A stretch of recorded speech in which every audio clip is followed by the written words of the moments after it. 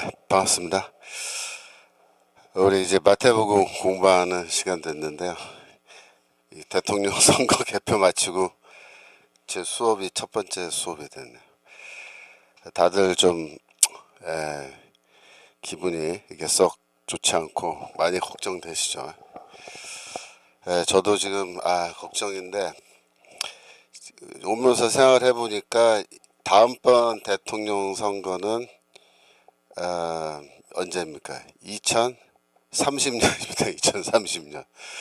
그래서 이거 5년을 또 어떻게 보내야 되나 지금 걱정인데, 문재인 대통령 때 5년 지나기가 참 힘들었잖아요.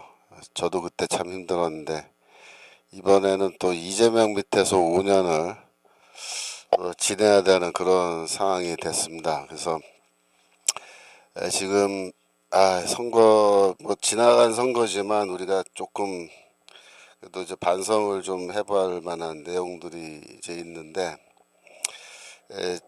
지금 이번에 결과 나온 거를 이렇게 쭉 보니까 역시 그 예상대로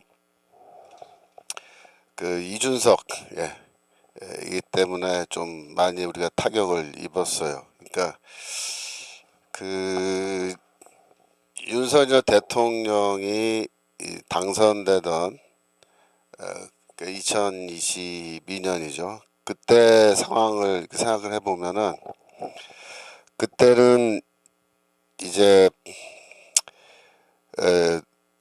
누굽니까, 정의당의 그 심상정, 그치? 심상정이가 나와서 이재명이 표를 많이 가져갔어요. 그때는 심상정이랑 이재명이 단일화를 못해서 사실 우리가 이득을 본 거예요.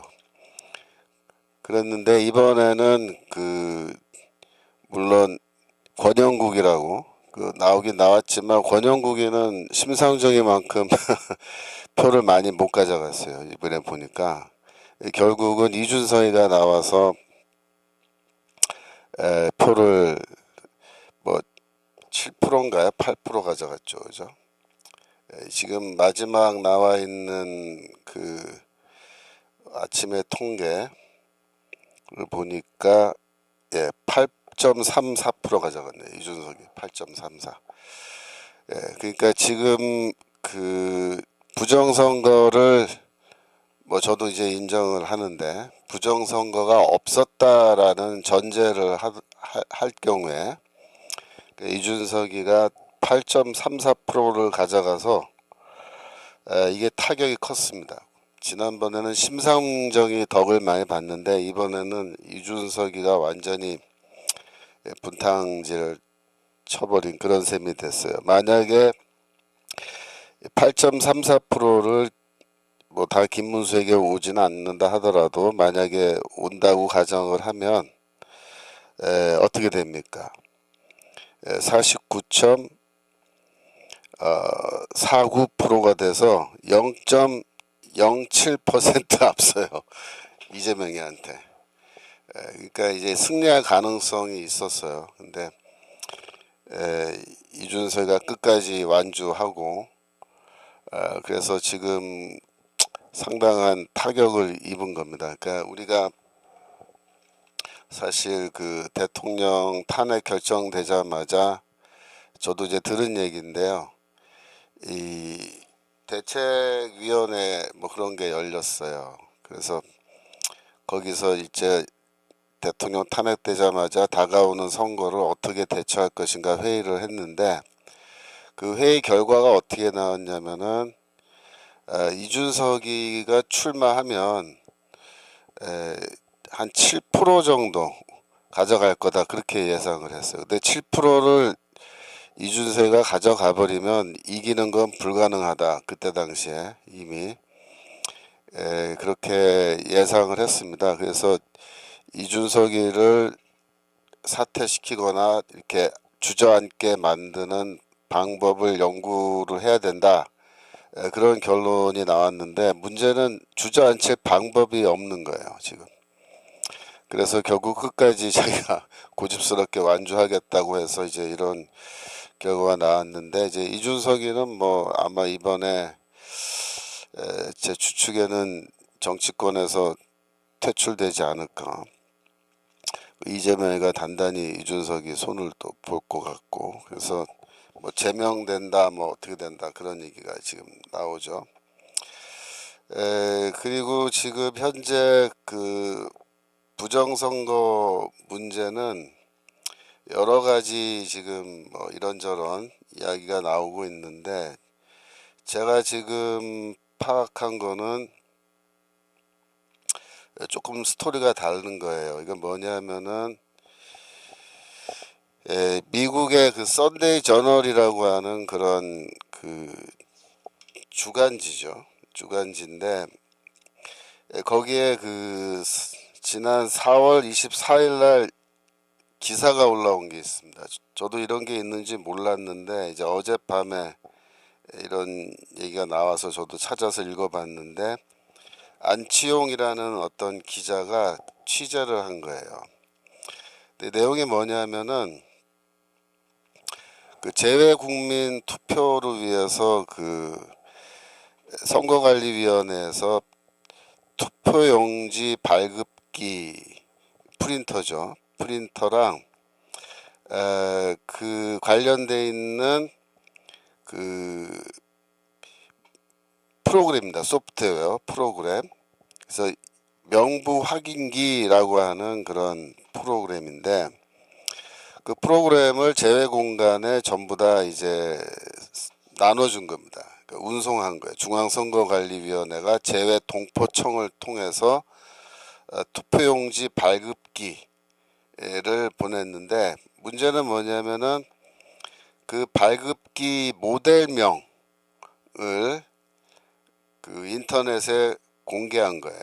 그러니까 제외 동포청 웹사이트에 공개했는데, 그게 왜 문제냐면은 운영 장비 점검 매뉴얼 핵심 정보를 다 공개하고, 그 다음에 보안 USB의 비밀번호까지 다 공개를 했다는 겁니다.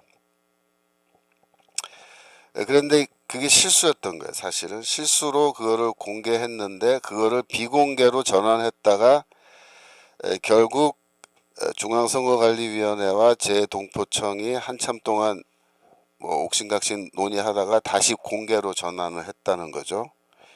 왜냐하면은 부정선거 논란 때문에 어느 쪽이 더 자기들이 유리하냐, 비공개해 놓은 거, 일단 공개했는 거를 비공개한 것보다 다시 공개하는 게 좋겠다 그래서 공개를 아예 해버렸다는 거예요.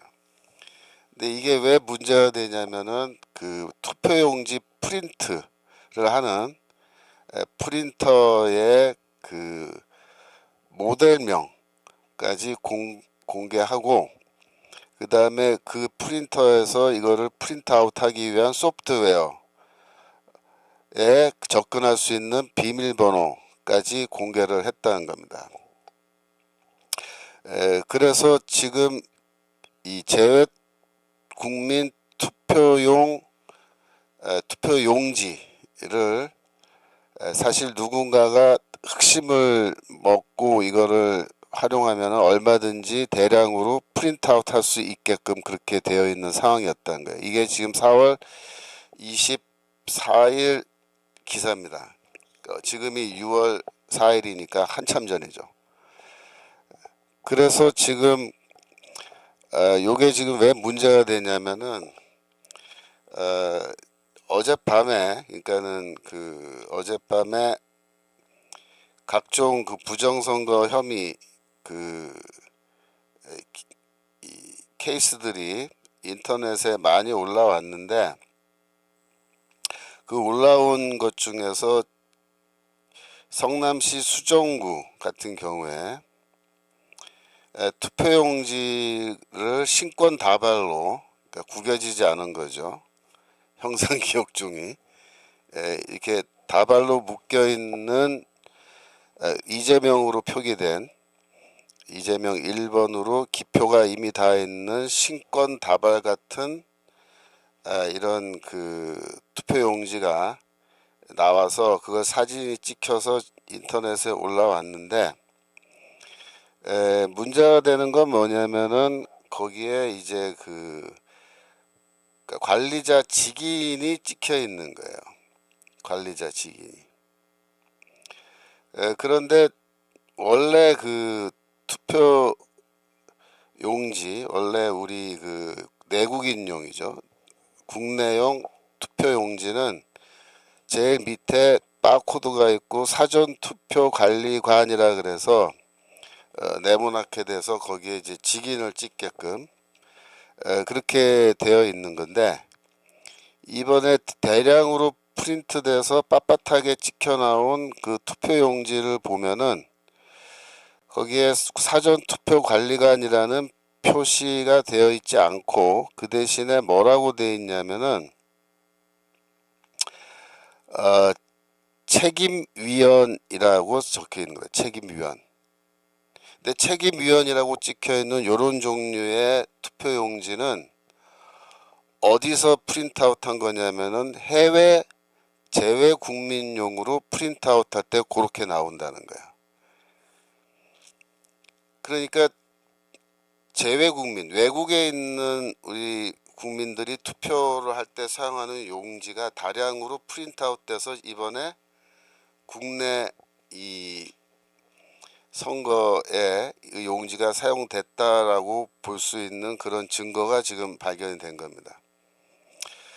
이건 무슨 뜻이냐면은, 그러면은 그 이 재외 국민 위해서 이 프린터와 그 프로그램 또 USB 심지어 비밀번호까지 다 공개된 그 세트를 중앙선거관리위원회에서 각 국가죠. 각 국가의 그 대사관이나 영사관으로 이제 발송을 했을 텐데, 문제는 그 발송한 그 프린터, 그게 국내 업체에서 만든 것이고, 물론 그 국내 업체가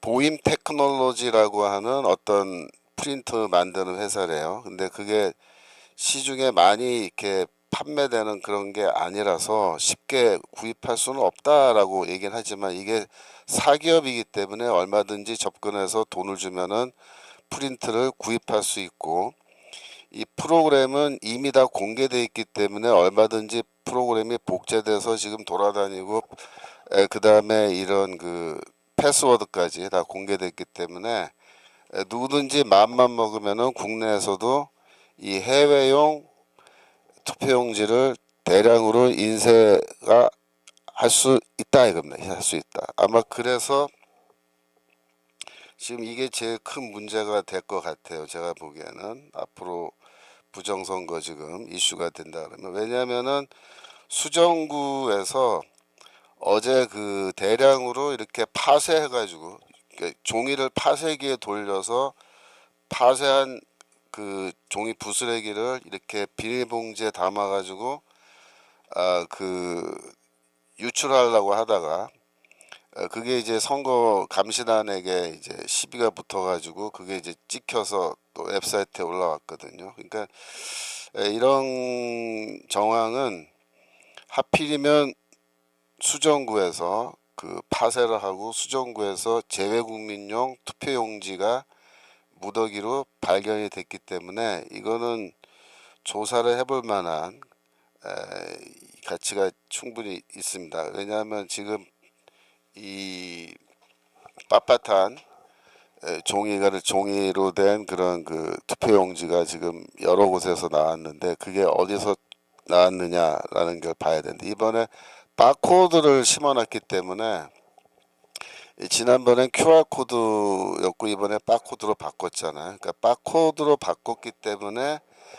이 바코드는 사실상 위조가 어렵습니다. 그러니까 프린트를 해서 뽑아내면은 어떤 그 경로로, 그러니까 어떤 프린터로 어떤 어떤 그러니까 예를 들면은 아이디가 있는 프린터죠. 그거냐면 선거관리위원회에서 다 이거 대량 구입해서 배포한 거기 때문에 어떠한 프린터에서 이런 그 바코드, 그러니까 이 투표용지가 프린트됐는지를 추적할 수 있을 겁니다. 그래서 이거는 좀 문제 삼을 수가 있어요.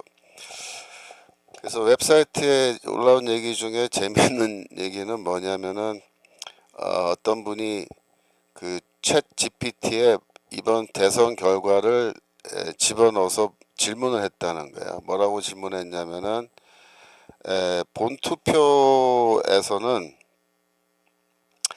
지금 그 본투표를 했을 때는 굉장히 그 뭡니까 이 잠깐만요. 본투표에서는 압도적으로 이겼죠. 그죠? 그러니까 본투표에서는 득표율이 김문수 후보가 75.7%, 예. 그다음에 이재명은 47.8%였어요. 그러니까 본투표는 75.7%, 이재명은 47.8%니까 압도적으로 이긴 거죠. 근데 문제 뭐냐면 사전 투표에서 김문수 후보 24.3%, 이재명 52.2%입니다. 그래서 이걸 굉장히 그 차이가 많이 나는 결과죠. 본투표와 사전투표 사이에. 그래서 이런 것이 통계학적으로 정말 가능한 것이냐 라고 해서 챗 GPT에 이 자료를 넣어서 누가 물었대요. 물었더니 챗 GPT가 뭐라고 얘기했냐면 통계적으로 우연히 발생할 확률은 사실상 제로다 이렇게 나왔다는 겁니다.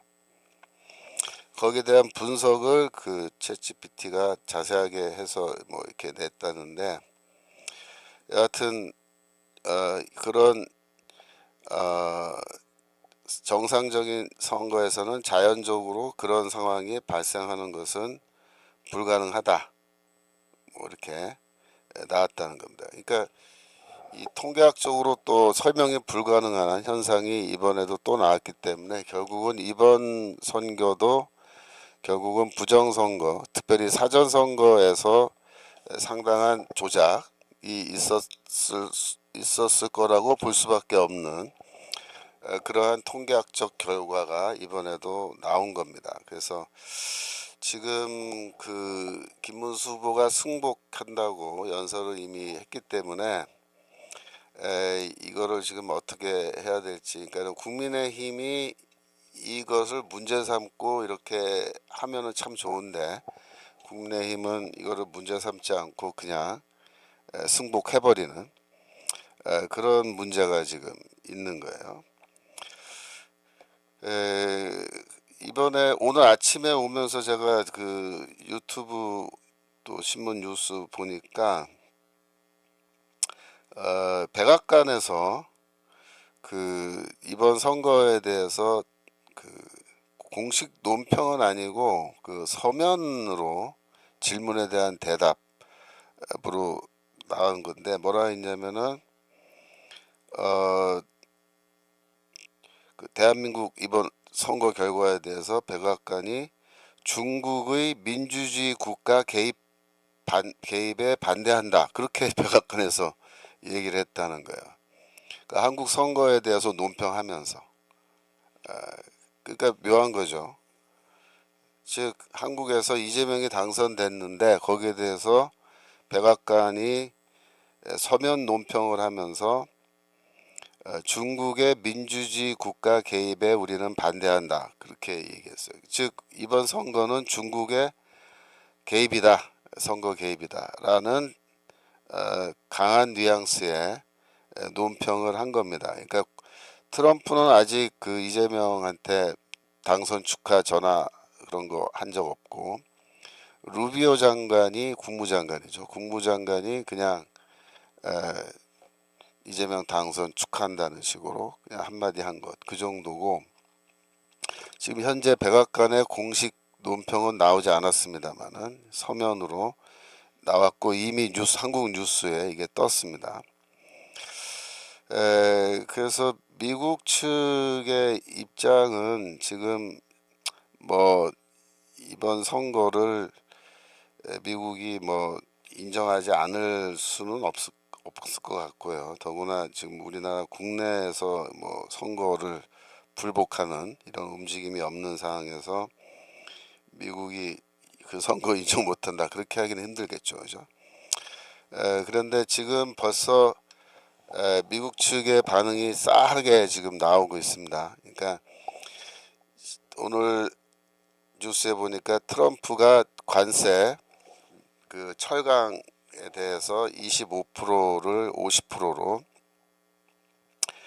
조정하는 그 얘기가 나오고 있고, 그 관세 문제가 지금 이제 터질 거고, 그 다음에 2일날 빅터 차라고 우리 한국 사람으로서 그 미국 전략 군사 전략 연구소 이런 데서 활동 많이 하는 사람이죠. 그분이 그 글을 썼는데 그 이야기를 했는데 뭐냐면은 트럼프가 주한미군을 2만 명 이하로 감축할 것이다.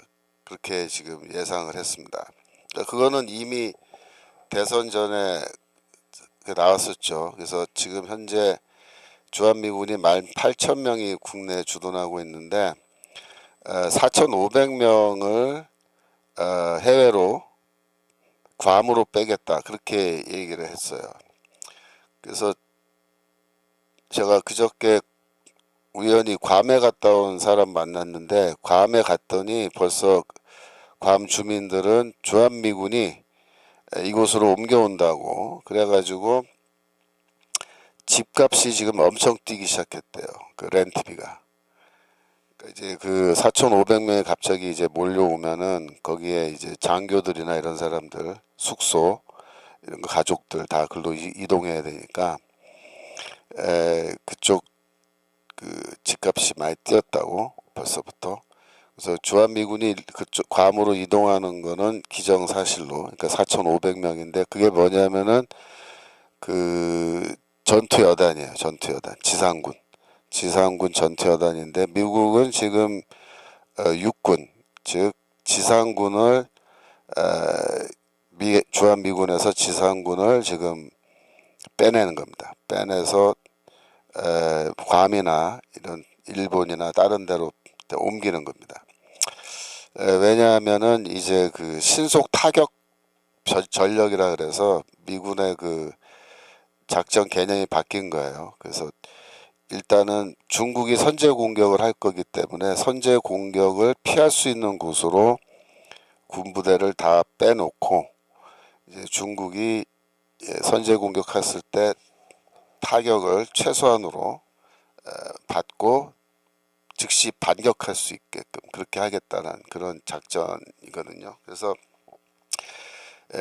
이미 그건 얘기가 나왔으니까 그대로 진행될 것 같고 그 다음에 또 하나는 결국 주한미군을 감축하는 이것이 원래대로 하면 한국 정부와 이 의견 조정을 해가면서 그렇게 이제 해야 되는데 아마도 한국 정부와 이것을 상의하지 않고 미국이 일방적으로 주한미군을 감축할 것을 결정하고 실행할 가능성이 지금 커졌다. 그런 기사가 오늘 아침에 벌써 나왔습니다. 결국은 이제 이재명이 대통령 된 그런 효과라 그럴까요? 그런 효과가 이제 벌써부터 이제 슬슬 나오기 시작하는 겁니다. 그래서 지금 현재 이 한미일 삼각 뭐 동맹이라 그럴까요? 삼각 협력에 벌써 이제 균열이 가기 시작한 것이다. 그렇게 지금 보고 있는 겁니다. 그러니까 이런 상황에서 또 중국에서는 어떤 소식이 나오냐면은 이 중앙군사위원회 부주석이라고 하는 쉬치량이라는 사람이 갑자기 죽었어요. 그래서 뭐 이 사람이 요즘 뭐 갑자기 죽는 그런 현상은 뭐 국내에서도 있지만 여하튼 심장마비로 이 사람이 시진핑의 핵심 측근인데 즉 시진핑이 군을 어느 정도 장악할 수 있게끔 이제 해주는 사람이 있는데 그 사람이 죽은 거예요. 결국 지금 시진핑이 지금 12일째 공식 석상에 나타나지 않고 있습니다. 지금 시진핑이 열흘이 넘게끔 공식 석상에 얼굴을 안 내밀고 있는데, 그래서 지금 무슨 말이 나오냐면은 중국 군부에서 쿠데타가 일어났고 시진핑 측근들을 체포해서 일부는 처형해서 죽였는데 그냥 심장마비로 죽은 걸로 이렇게 기사는 나온 거다. 그렇게 얘기가 지금 나오고 있는 거예요. 그러니까 지금 상황은 묘하게 돌아가고 있는 거죠. 그러니까 국내에서는 친중 정부가 들어선 건데, 그래서 백악관도 중국이 민주주의 국가에 개입하는 거 반대한다 이렇게 한국 선거에 논평을 할 정도로 지금 이재명의 친중 행보를 경계하고 지금 이렇게 나온 건데, 중국에서는 시진핑이 지금 행방불명이 되고 있고 정말로 군부에서 쿠데타가 일어나서 쉬치량 쉬치량 지금 스펠링까지 채팅창에 떴어요. 쉬치량이라는 사람이 제거된 거라면, 그러면 이재명이 지금 대통령으로 당선된 이 시점에 국제 정세는 굉장히 묘한 거죠.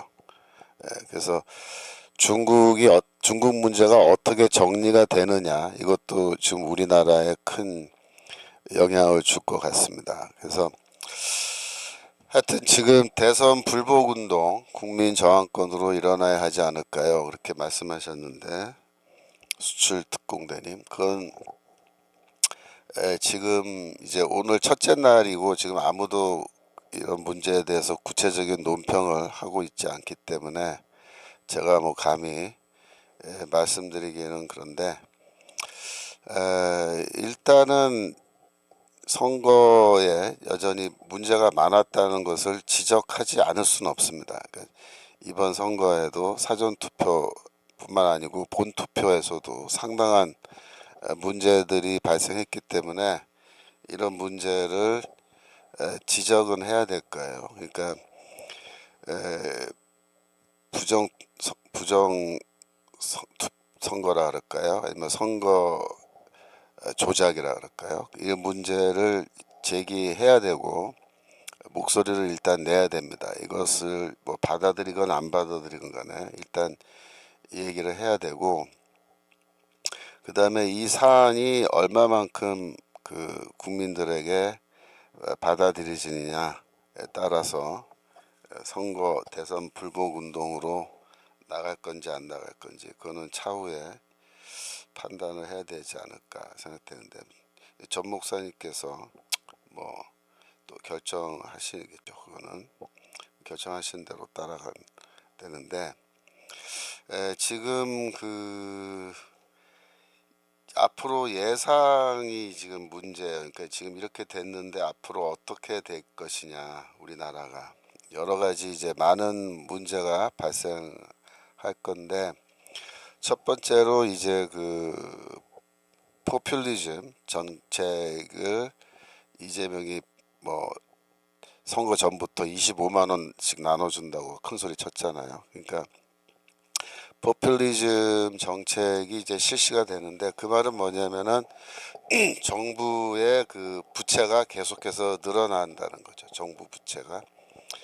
정부 부채가 지금 이미 한 제가 알기로 1,000조 가량 이미 된 걸로 알고 있는데, 이재명이 뭐 우리나라 부채가 너무 적다 그러면서 정부 부채를 더 늘려야 된다 즉 그건 뭐냐면 화폐를 더 발행하겠다 그런 뜻이거든요.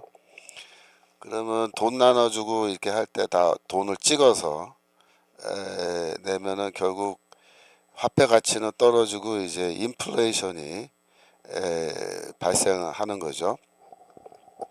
그러면 이제 인플레이션이 발생하면은 어떤 결과가 오나요?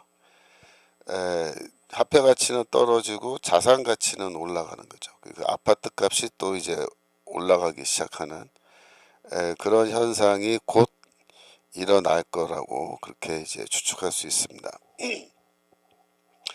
그 다음에 국가 재정을 이제 확보하기 위해서는 또 어떻게 되겠어요? 정부가 세금을 더 걷어야겠죠. 세금. 그러니까 세금을 인상할 겁니다. 그러니까 지금 현재 뭐 소득세, 재산세뿐만 아니고 이번에 토지세까지 신설한다 그랬잖아요. 그러니까 토지세를 신설하면은 이제 꼭 토지가 아니더라도 아파트도 토지로 이제 환산됩니다. 그래서 몇 평을 내가 소유하고 있다. 그러면 그 소유한 면적만큼에 대한 세금을 부과하는 방식으로 그렇게 될 겁니다. 그래서 재산세, 소득세, 토지세 등등 또 건강보험료 뭐 이런 거 다 이제 올라가겠죠. 그죠? 그 다음에 지금 또 걱정되는 게 이 원전, 그러니까 원자력을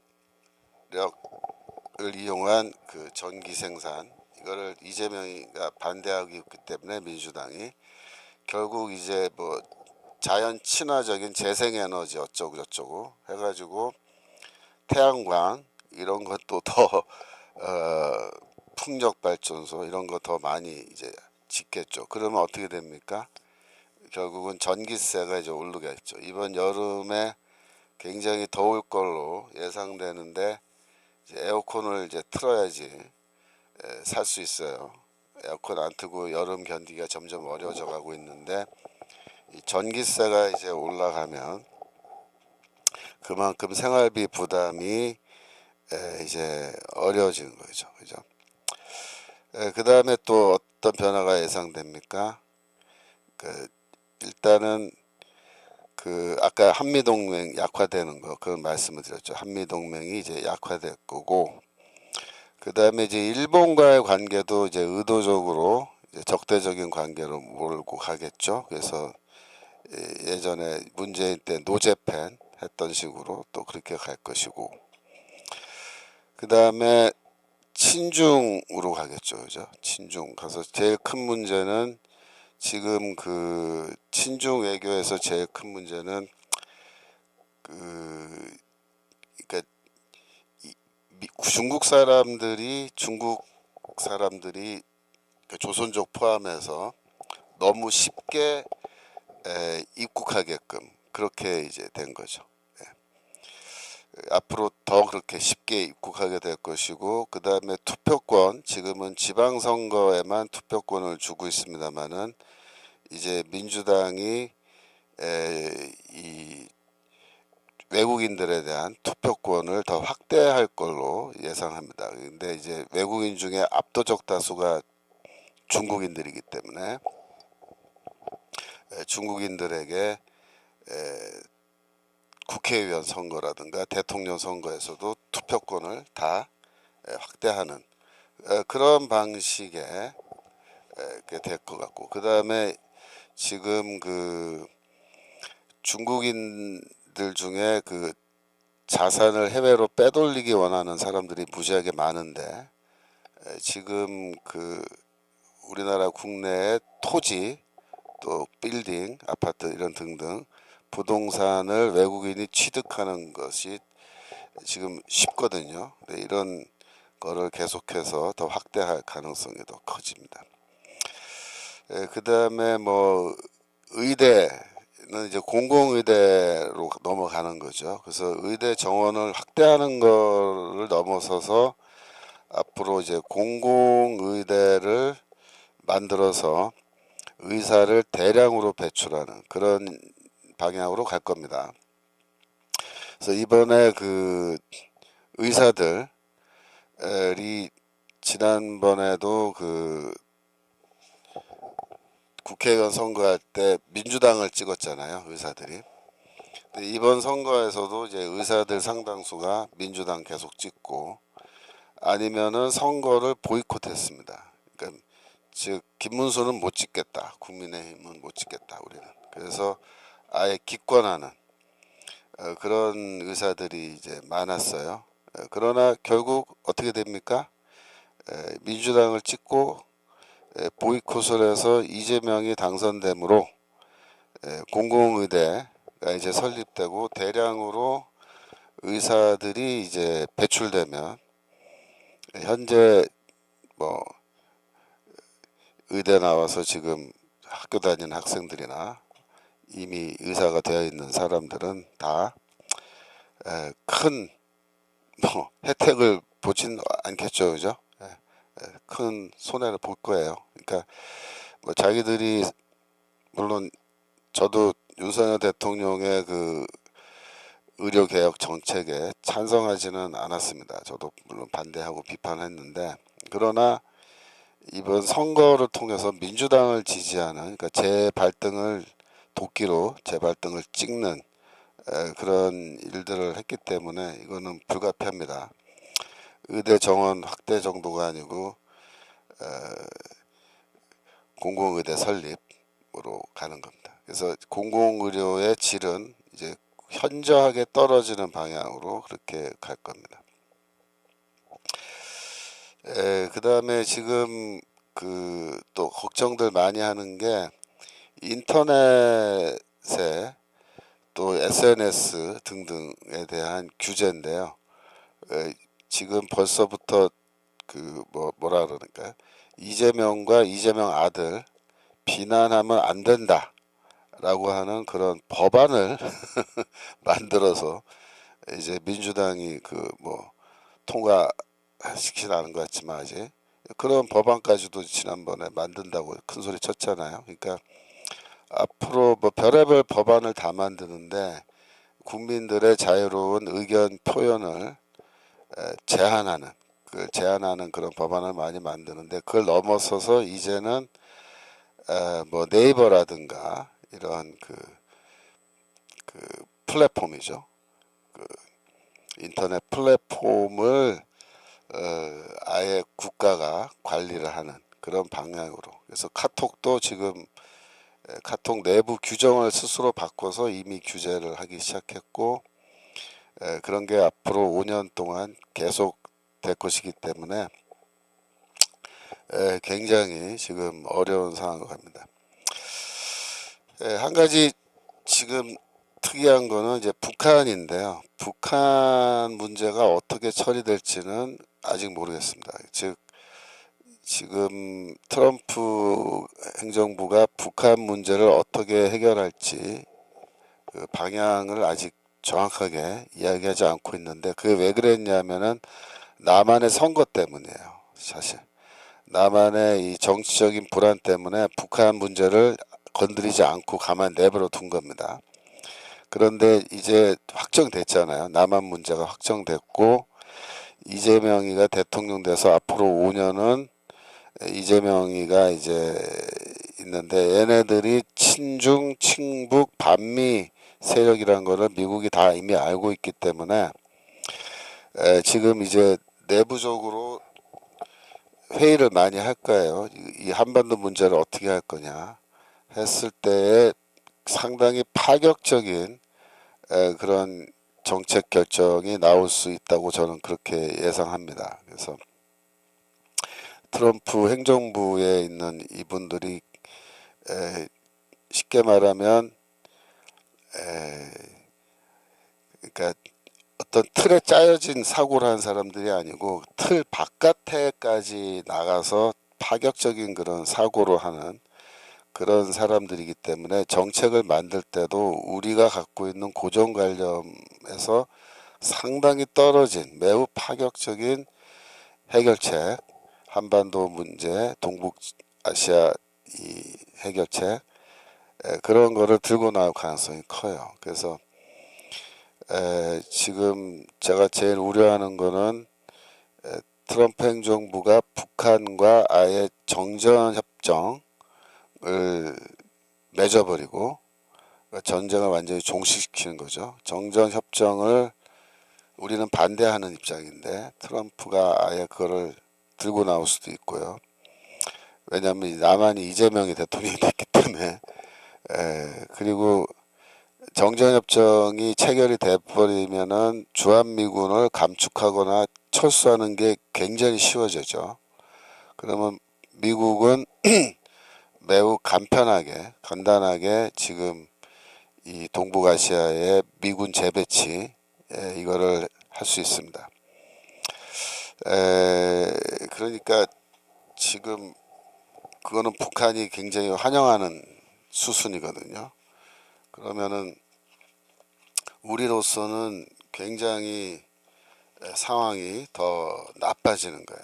상황이 더 나빠지고 여기서 내부적으로도 우리가 싸워야 되는데 이제 이렇게 싸울 때 미국이랑 뭔가 이렇게 힘을 합쳐서 미국이랑 같이 그 같은 목소리를 내는 방식으로 싸워야 우리가 유리한데 지금 그렇게 안 될 수도 있습니다. 미국은 미국대로 자기 갈 길 가버리고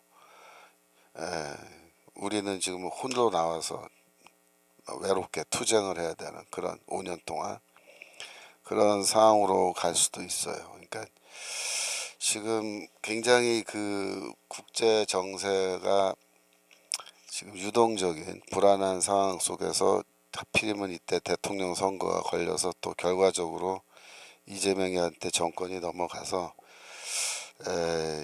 골치 아프게 됐습니다. 미국은 트럼프가 대통령 되고 그다음에 공화당이 하원과 상원을 다 다수당으로 장악해서 미국은 트럼프가 합북하고 싶은 대로 다 가잖아요. 근데 지금 우리나라도 똑같이 된 거예요. 그러니까 민주당이 국회를 완전 장악한 상황에서 이재명이 이제 대통령까지 먹었기 때문에 하고 싶은 대로 다 가는 거예요. 그래서 제일 걱정되는 거는 차별금지법 통과입니다. 지금 그게 지금 첫 번째 큰 우리 기독교 입장에서는 그게 제일 큰 걱정이 됐어요. 그러니까 차별금지법을 그동안에 근근히 막아왔는데 이제 사회적 분위기가 완전히 뒤집어졌기 때문에 이재명이 대통령 됐고 이재명은 뭐 과거에 그 소수 그 성적 소수자를 뭐 관공서 이런데 30%인가요?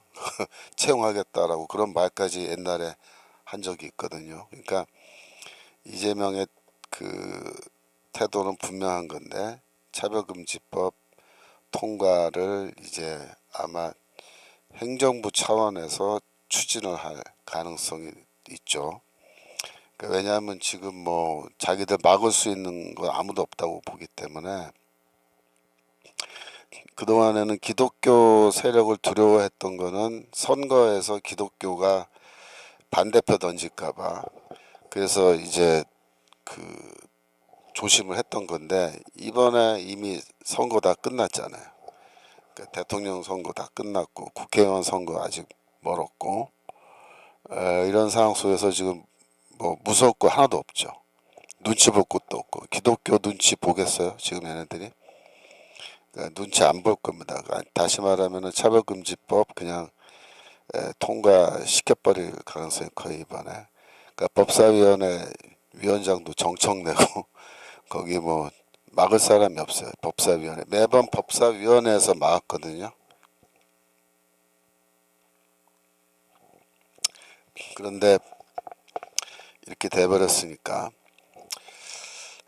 다시 이제 누군가가 법안 발의를 할 거 같고 법안 발의를 하면은 이번에는 막는 게 그렇게 쉽지는 않다. 그러니까 지난번처럼 뭐 우리 10월달 작년 10월 27일이었나요? 그때처럼 뭐 그 차별금지법 반대 기도회 시내에서 뭐 교회 연합으로 이렇게 해도 얘네들 눈 하나 깜짝 안 할 겁니다. 이번에는 왜냐하면 이번에 선거 다 끝났는데 다 이겼는데 뭐 기독교인들 그렇게 한다고 겁먹겠어요. 그때도 그때도 사실 정치 발언 안 하면서 하겠다고 해가지고 사실 효과는 별로 없었죠.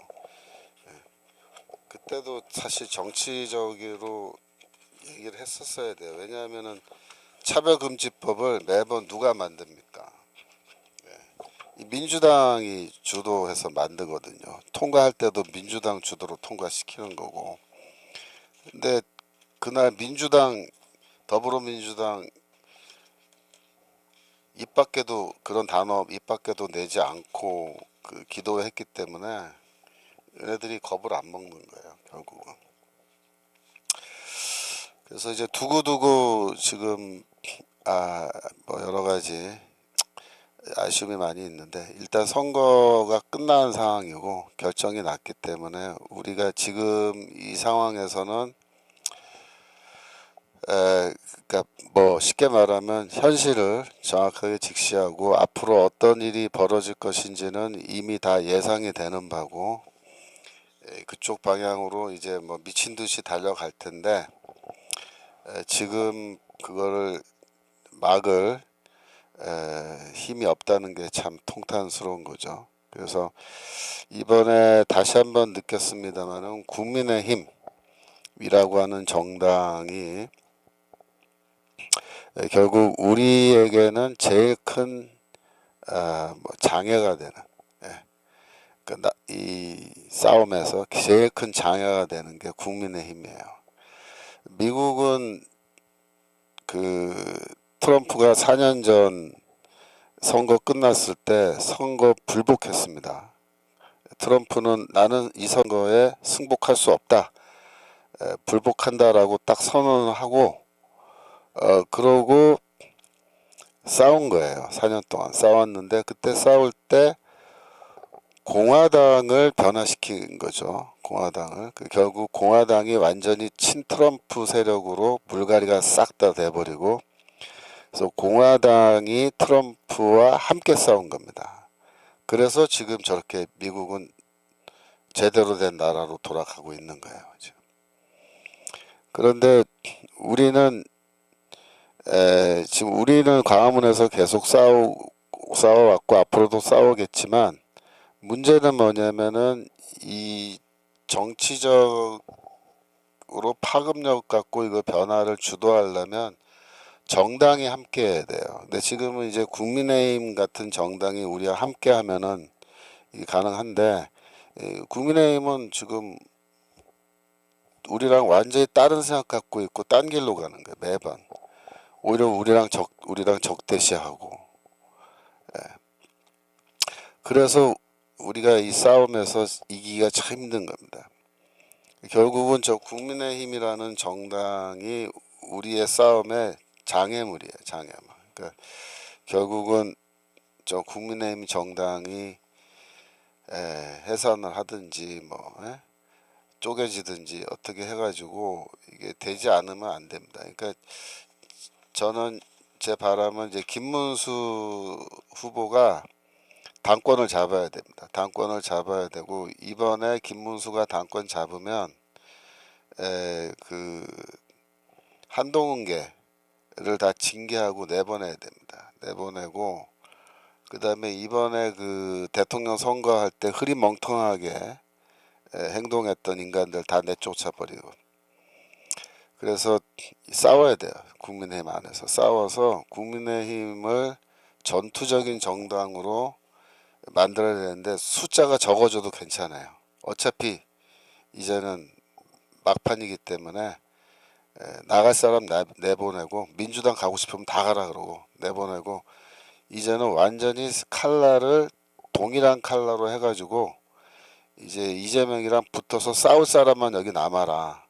그래가지고 이 국민의힘이 바뀌어야 돼요. 그리고 국민의힘이라는 이 당명도 갖다 버리고 새로운 당명으로 바꿔야 됩니다. 그래서 뭐 자유당 하든지 뭐 그래서 이게 바꿔가지고 이 세력이 결국은 지금은 국회에서 싸워서는 소용이 없어요.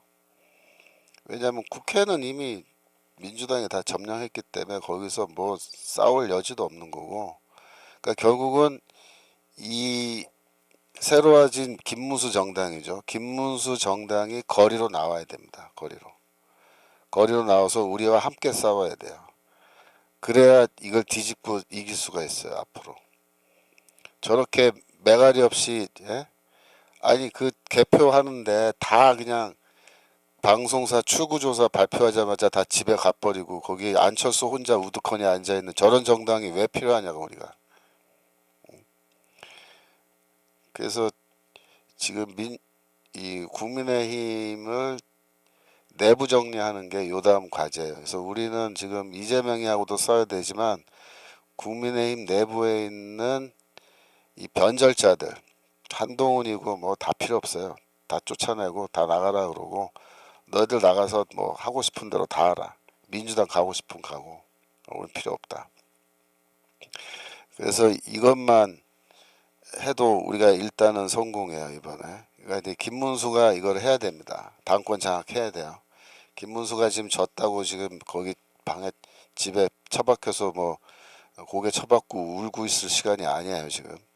김문수가 이제는 당 대표 그 도전해야 되고 당 대표 되면은 아주 세게 나가야 돼요.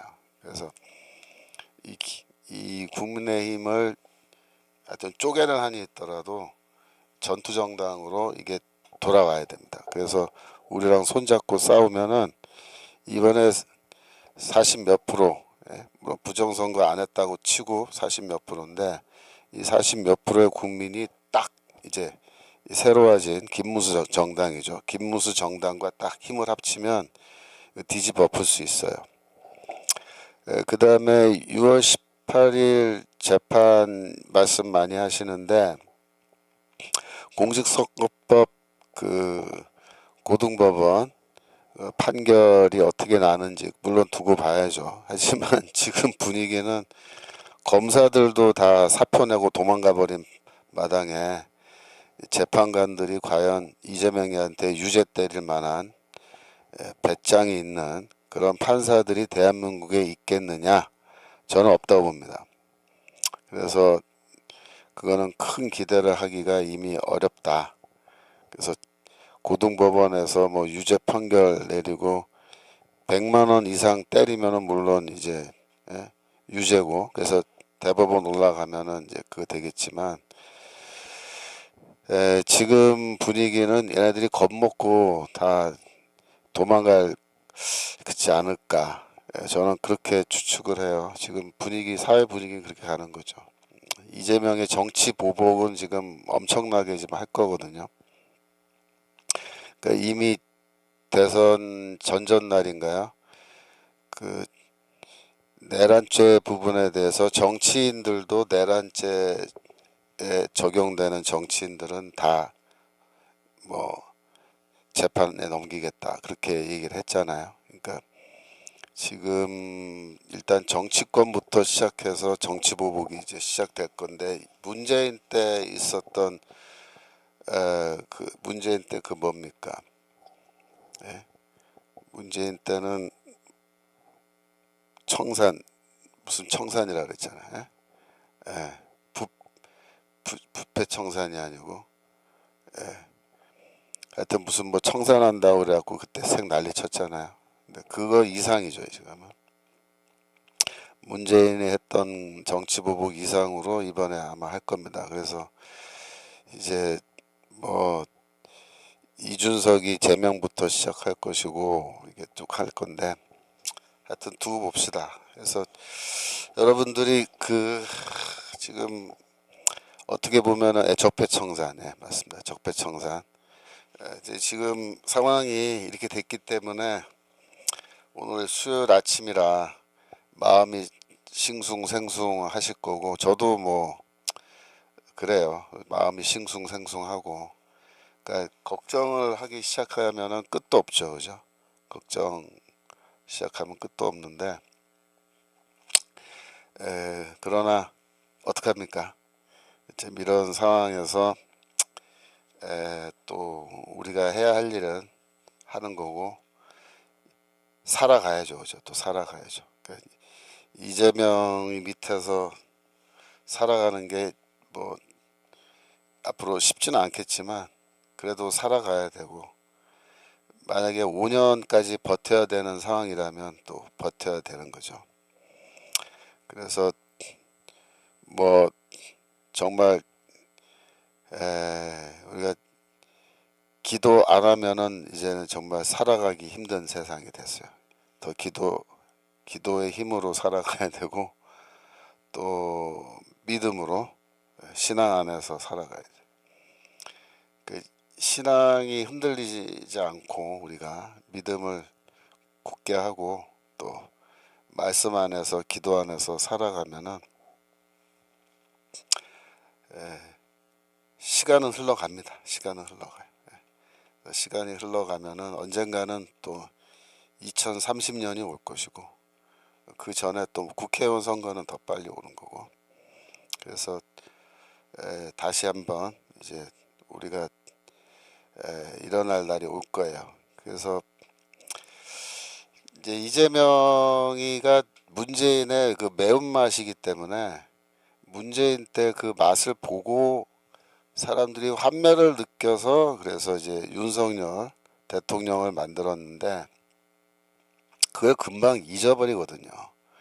그래서 이번에 그 이재명의 그 빨간 매운맛을 한번 보고 나면 제가 보기에는 이재명을 연임시키지는 못할 겁니다. 예, 왜냐하면 그때 문재인에 대한 분노가 막 치솟았잖아요. 그때 그러니까 뭡니까, 부동산 정책 실패한 거며 여러 가지 해가지고 문재인 정권 말기에 그냥 완전히 다들 학을 뗐잖아요. 그래서 이 너무 힘들었기 때문에 윤석열 대통령 그때 만들어낸 것처럼 이번에도 아마 그 이재명 치하에서 5년 아니라 한 2, 3년만 살면요, 사람들이 치를 떨 겁니다. 자기 손목을 찍어버리고 싶을 거예요. 내가 1번을 왜 찍었나 그러면서 손목을 잘라버리고 싶다는 말을 스스로도 할 텐데, 그럴 일들이 이제 앞으로 분명히 벌어지거든요. 그래서 결국은 뭐 헌법 개정을 한다고 하더라도 연임하기는 매우 힘든 상황이 될 겁니다. 그래서 다음번 선거는 이제 우리가 반드시 대통령 선거는 이길 거예요. 국회의원 선거도 지금 몇 년 후입니까? 2년 후인가요? 남았는데 그때는 상당한 조건은 뭐예요? 그 김무수 정당이 새로워져야 된다 그랬죠. 김무수 정당이 새로워져서 전투적으로 이제 싸운다는 말은 그 나와서 길거리에서 싸워야 돼요. 옛날에는 박근혜 때 대통령 때는 그 한나라당이었네. 그때 천막 당사 치고 할 때는 다 길거리 나와서 싸웠잖아요. 예. 그래서 박근혜가 대통령 된 거예요. 그때도. 그러니까 전투적으로 나와서 싸워야 돼요. 싸우면은 국회의원 선거도 한번 또 해볼 만할 거고, 그래서 세월은 갑니다. 세월은 가고 언젠가 다시 기회는 오고, 지금 그러니까는 개몽이 많이 이루어졌고, 이번에도 보니까는 20대 30대에서의 그 개몽은 특히 남성들의 경우에는 확실해요. 여성들도 상당 부분 개몽됐고, 절대 다수의 여성은 아직 개몽이 필요하지만, 그래서 이게 돼 있고, 그 다음에 이제 부정선거 문제는요, 이거는 진짜 이번에도 다시 한번 느끼는 거지만 이거 정말 해결하지 않으면은 어렵다. 그래서 요 다음번에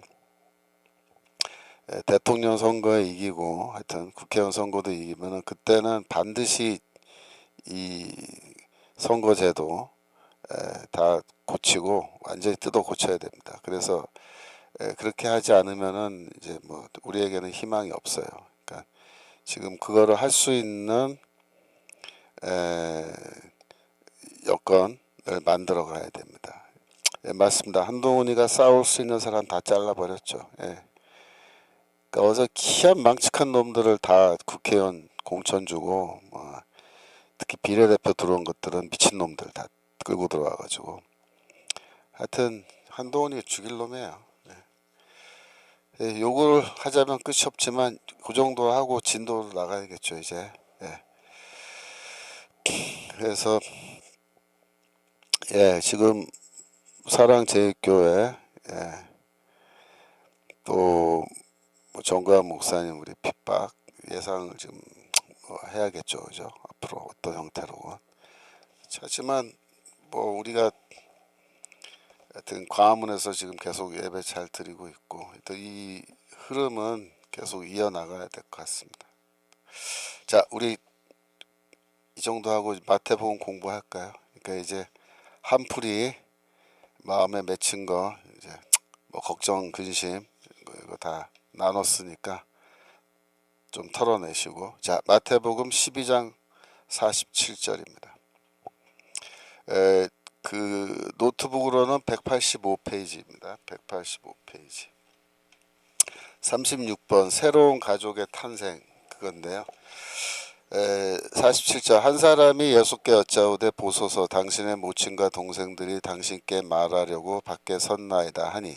48절 말하던 사람에게 대답하여 가라사대 누가 내 모친이며 내 동생들이냐 하시고 손을 내밀어 제자들을 가리켜 가라사대 나의 모친과 나의 동생들을 보라. 50절 누구든지 하늘에 계신 내 아버지의 뜻대로 하는 자가 내 형제요 자매요 모친이니라 하시더라 라고 해서 이 예수의 제자들이 사실상 새로운 가족이다 이렇게 말씀을 하신 거예요. 물론 예수에게도 혈연을 기초로 한 그런 가족이 있었습니다. 뭐 여기 나오다시피 어머니와 동생들, 그 남동생과 여동생들이 있었어요. 그런데 예수는 혈연에 기초한 가족은 더 이상 내 가족이 아니다 라고 선언하신 겁니다. 왜 그렇게 말씀하시냐면은 그 당시에 제자들, 예수를 따르는 무리들이 다 똑같은 상황이기 때문에 그래요. 예수를 믿음으로 가족 관계에서 혈연을 중심으로 한 가족 관계에서 실질적으로 추방당한 겁니다. 그래서 핍박당하는 거예요. 핍박.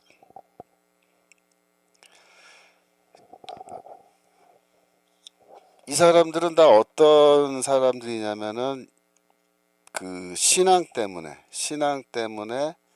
가족을 잃어버린 사람이에요. 영어로 말하면 패밀리리스,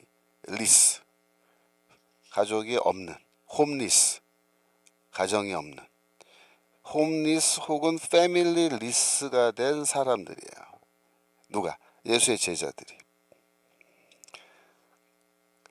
그래서 이 사람들끼리 모여가지고 뭘 만들었냐면은 새로운 가정을 만든 거예요. 새로운 가정. 그거를 영어로 alternative family라고 그래요. alternative family. 즉 기존의 가정을 대체하는 새로운 가정이다. 그런 뜻입니다. 그 새로운 가정이 뭐냐면 그게 교회예요. 교회. 그러니까 예수가 교회를 만들 때는 어떻게 만드시냐면 제자들을 모아서 제자들의 모임이 뭐가 돼요? 교회가 된 거예요. 예루살렘 교회가 결국 뭐예요? 첫 번째 교회인데 예수의 제자들의 모임이라고요. 공동체. 근데 그 공동체가 어떤 종류의 공동체냐면은 예수는 가정과 같은 공동체다. 그렇게 말씀하신 거예요. 가정과 같은 공동체다.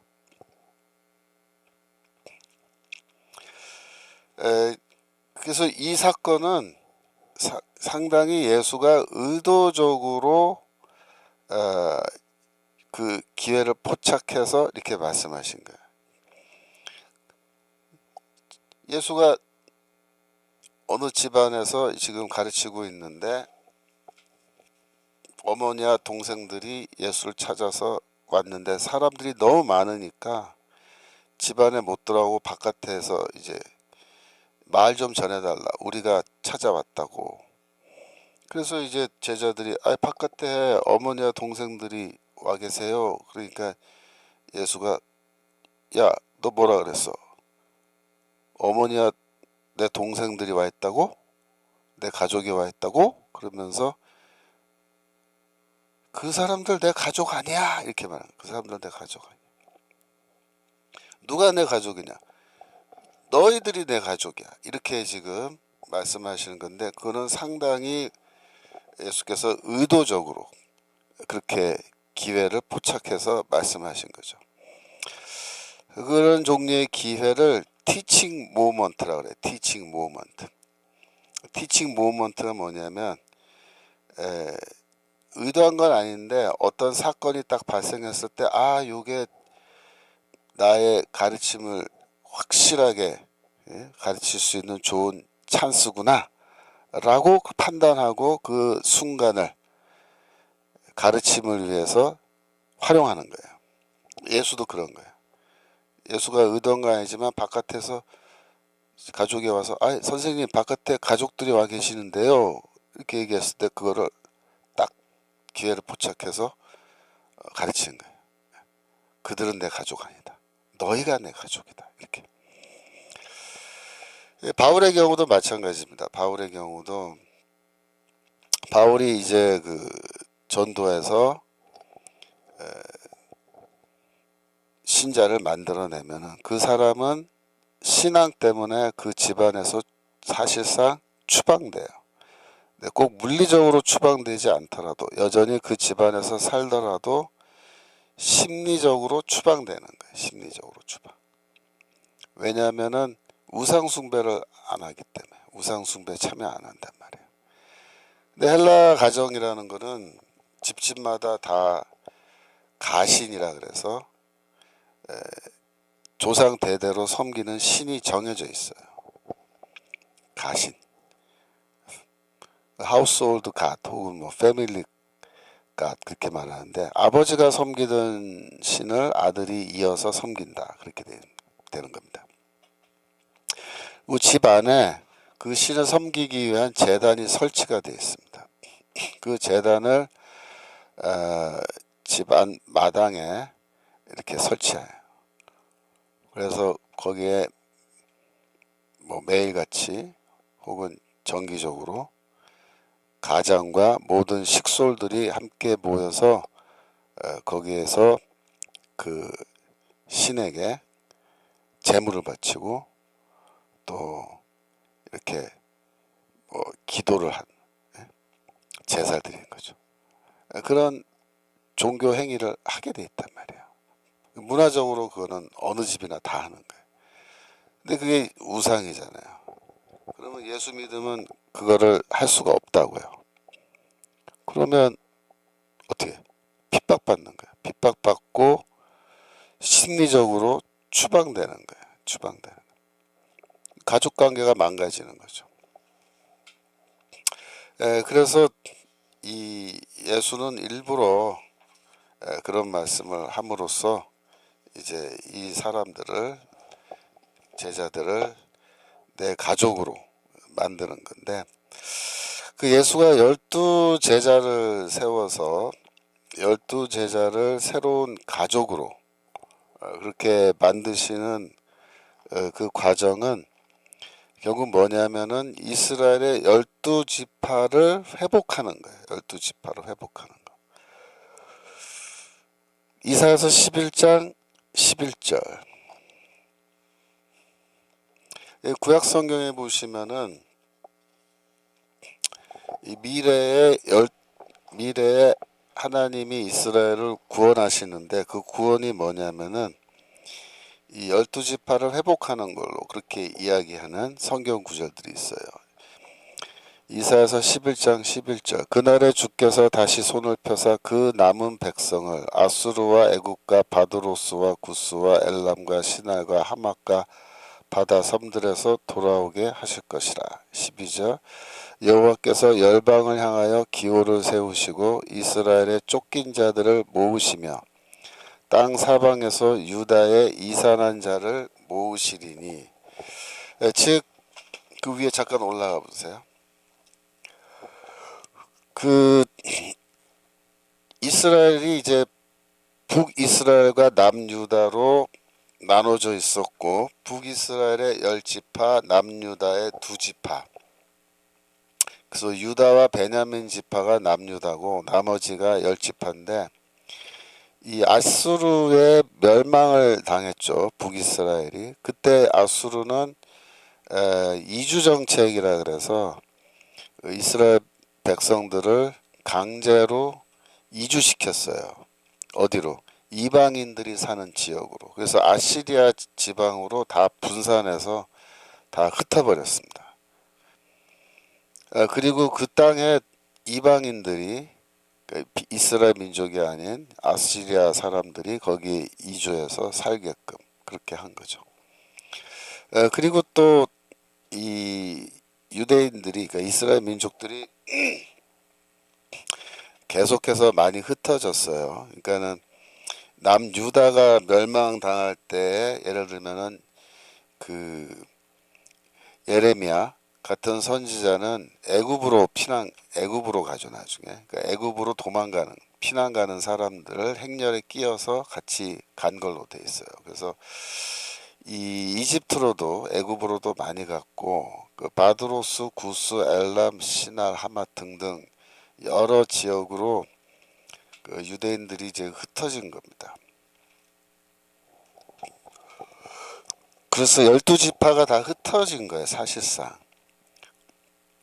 바벨론의 포로로 잡혀간 사람들은 이제 유다 지파와 베냐민 지파와 거기 성전이 있었기 때문에 레위 지파의 일부가 거기 있었죠. 그래서 레위 반지파라고 말할 수 있는데, 그 사람들이 이제 끌려갔다가 물론 돌아와서 이 2지파 반은 다시 유대로 돌아와서 유대인이 된 건데요.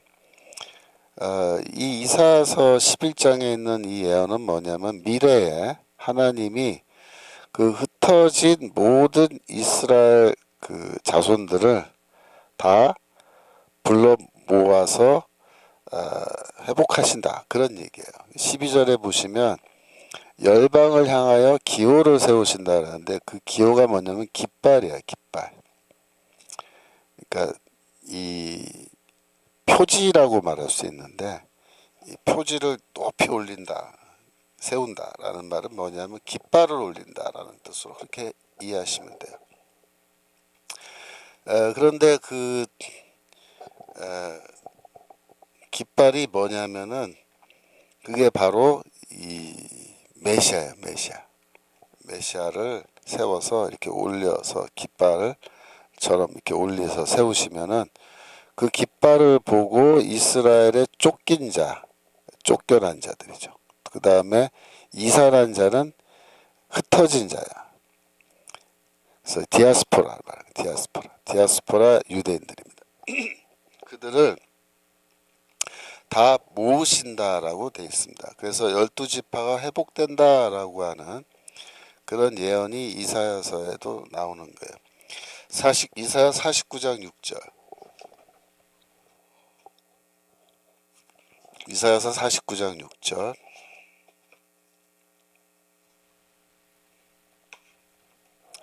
그가 가라사대 내가 나의 종이 되어 야곱의 지파들을 일으키며 이스라엘 중에 보존된 자를 돌아오게 할 것은 오히려 경한 일이라.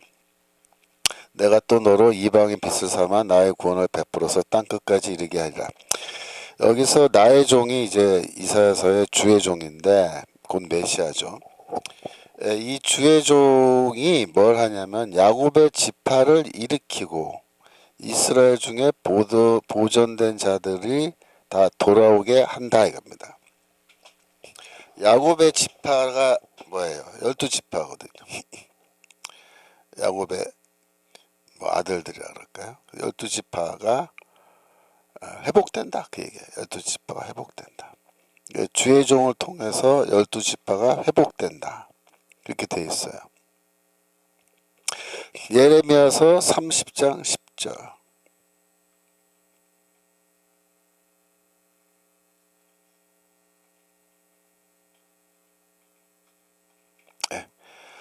그러므로 나 여호와가 말하노라. 내 종 야곱아 두려워 말라. 이스라엘아 놀라지 말라. 내가 너를 원방에서 구원하고 내 자손을 포로된 땅에서 구원하리니 야곱이 돌아와서 태평과 안락을 얻을 것이라. 너로 더럽게 할 자가 없으리라. 야곱이 돌아온다. 야곱이 뭐야? 야곱이 이스라엘이거든요.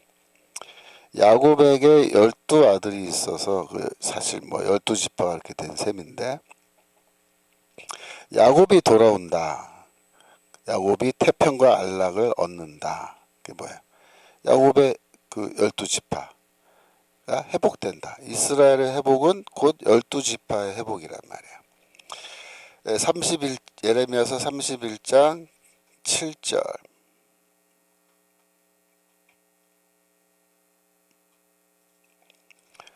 나 여호와가 이같이 말하노라. 너희는 야곱을 위하여 기뻐 노래하며 만국의 머리된 자를 위하여 외쳐 전파하며 찬양하며 이르기를 여호와여 주의 백성 이스라엘의 남은 자를 구원하소서 하라.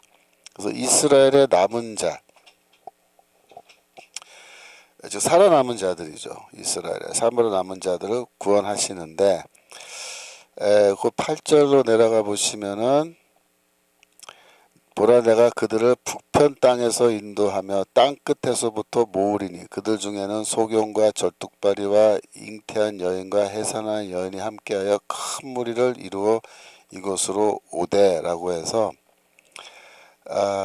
이 땅 끝까지 흩어져 있는 이스라엘 민족, 저 북편, 먼 북편 땅에까지 가서 살고 있는 흩어진 이스라엘 민족의 후손들, 그들을 다 돌아오게 하고 다 불러 모은다. 그들 다 구원한다. 그렇게 이제 이야기하는 겁니다. 그러니까 31장에 나오는 이런 내용들이 다 뭐냐면은 결국은 12지파의 회복으로 볼 수가 있는 거예요.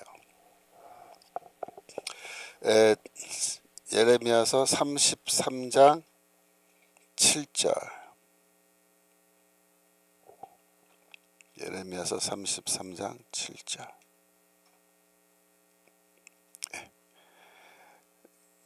내가 7절. 내가 유다의 포로와 이스라엘의 포로를 돌아오게 하여 그들을 처음과 같이 세울 것이며, 그러니까 유다의 포로와 이스라엘의 포로, 아시리아에 의해서 잡혀간 사람들, 또 바벨론에 의해서 잡혀간 사람들, 그 얘기예요.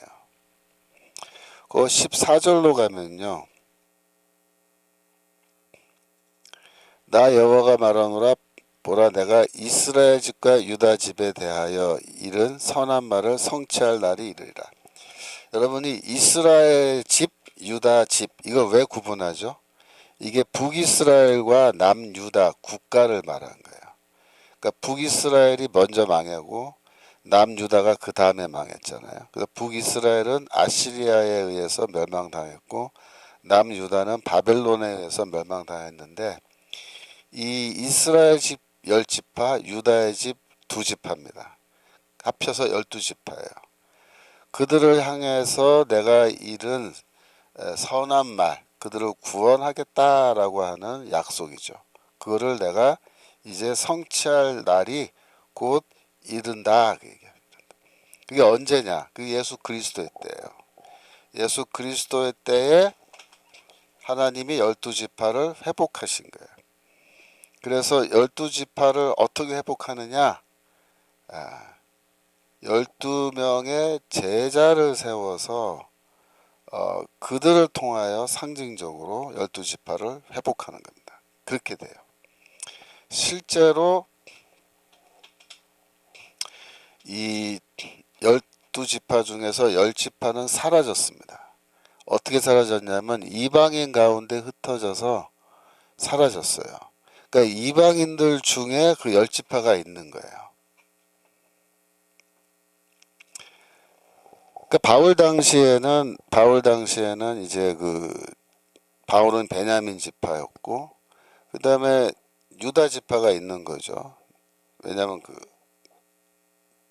바벨론에 잡혀갔다 돌아온 사람들이 다 유다 지파, 베냐민 지파, 아니면 뭐 레위 지파였으니까. 그랬는데 지금 유대인들 가운데 예수 믿는 사람이 생긴 거잖아요. 그들은 뭐예요? 유다 지파와 베냐민 지파 가운데서 믿는 사람이 생긴 거라고요. 그 예루살렘 교회는 뭐예요? 유대 기독교인이잖아요. 그럼 거기에는 유다 지파, 베냐민 지파, 레위 지파 사람들이 섞여 있는 거예요. 그렇게 봐야 된다고요. 그럼 나머지 10지파는 정확하게는 9지파 반이죠. 레위 지파가 좀 있으니까. 하여튼 9지파 반은 어떻게 됐냐면 사라졌어요. 없어졌어요. 어떻게 없어졌어요? 이방인들 가운데서 흩어져서 없어진 거예요. 근데 잘 보세요. 바울은 이방인 선교를 해요. 이방인 선교. 이방인 선교에서 이방인들 중에 예수 믿는 사람들이 생겨나잖아요. 근데 잘 보세요. 그 이방인들 가운데 뭐가 섞여 있어요? 이 10지파가 섞여 있는 거예요. 10지파의 후손들이. 왜? 10지파는 이방인 지역으로 이주하고 끌려가서 거기서 쉽게 말하면 이방인들과 혼인하고 애 낳고 살고 그렇게 살다가 그냥 이방인들 가운데서 그냥 사라져 버린 거잖아요. 그러니까 10지파를 회복하려면 이방인들 가운데서 회복해야 된다고요. 그렇게밖에 안 돼요. 그죠? 그래서 바울의 이방인 선교는 사실상 뭐다?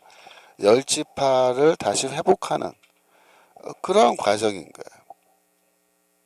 근데 결국 이 예루살렘 교회뿐만 아니라 이방인 교회들이 생겨나고 이방인 교회와 유대인 교회가 하나가 되고 그래서 뭐예요? 그게 회복한 12지파가 되는 거예요. 회복한 12지파. 그렇게 해서 성취된 겁니다. 하지만 구약 성경에는 지금 계속해서 12지파의 회복에 대한 메시지가 나오는 거예요. 에스겔서 37장 21절.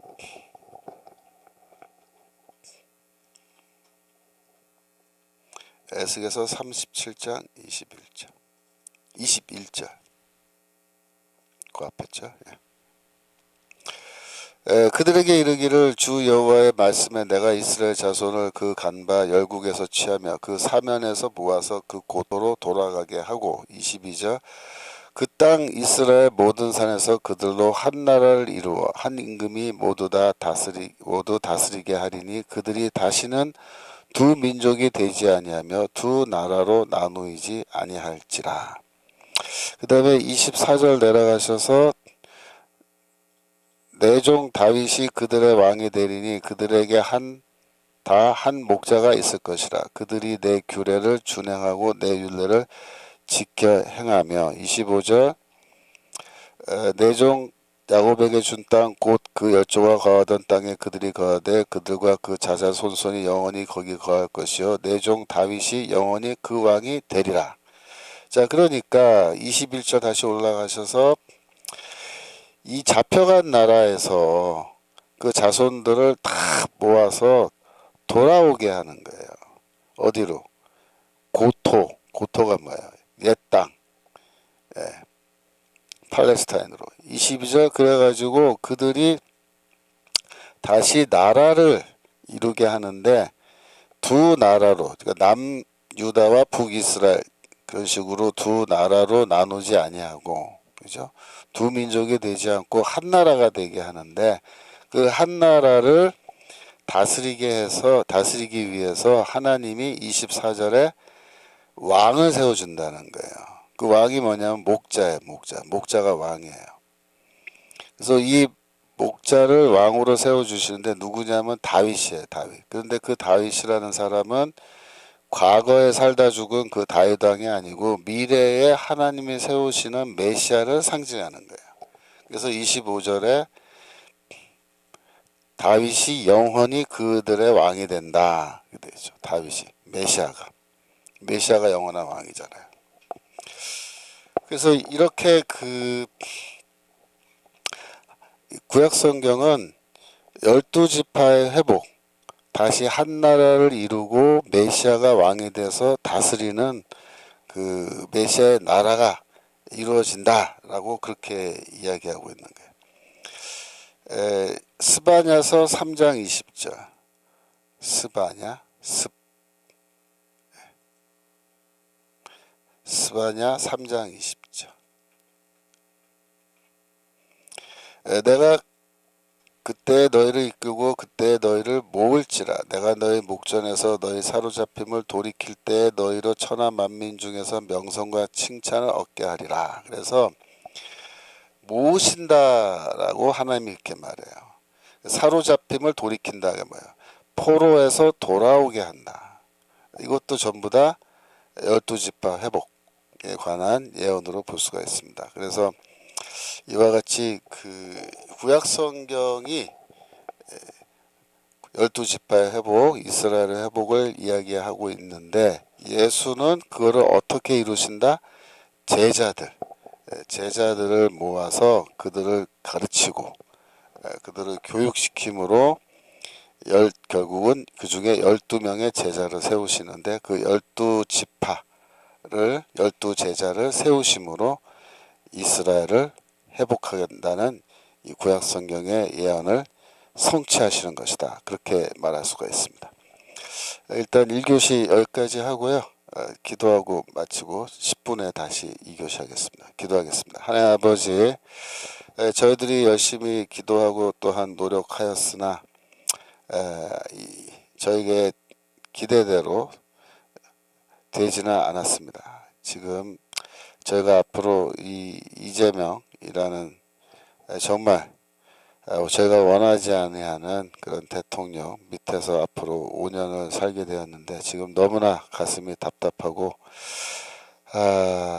너무나 앞이 어둡게 캄캄하게 그렇게 보입니다. 하나님 아버지, 이 백성에게 긍휼을 베풀어 주셔서 이 세월을 잘 견뎌나갈 수 있도록 도와주시고 가능하다면 이러한 폭정이 5년이나 가지 않고 빠른 시일 내에 종결될 수 있도록 주여 축복을 허락하여 주시기를 기도합니다.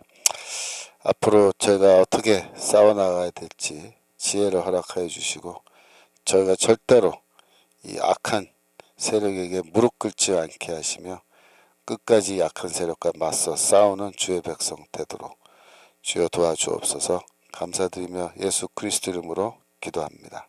아멘. 10분 쉬었다가 다시 수업하겠습니다.